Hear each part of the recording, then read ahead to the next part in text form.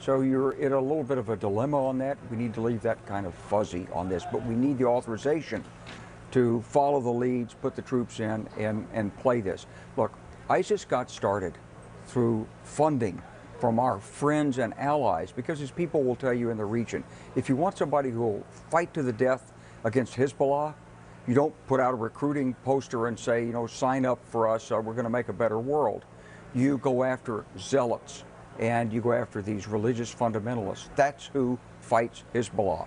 But General, I'm hearing you on... It's like a Frankenstein.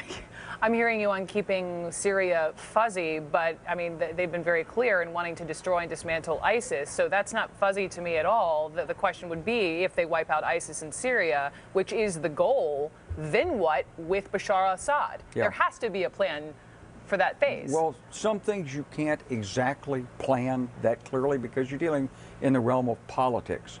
So part of it is, can you get the Russians to withdraw their support from Bashar al Assad? How would you do that? Well, you're dealing with the Russians in Ukraine right now, and they're not being helpful. No, they're in fact, not. From Putin's perspective, he probably sees it as the opposite play. He says that because the Americans need us to help on Iran, because they don't have a ground force in Syria, they're actually relying on us. Therefore, we can push Ukraine further, and the Americans won't stop us because they're afraid they'll lose our cooperation elsewhere in the world. So he's playing it that way. So this is difficult. You can't always lay everything out linearly in advance.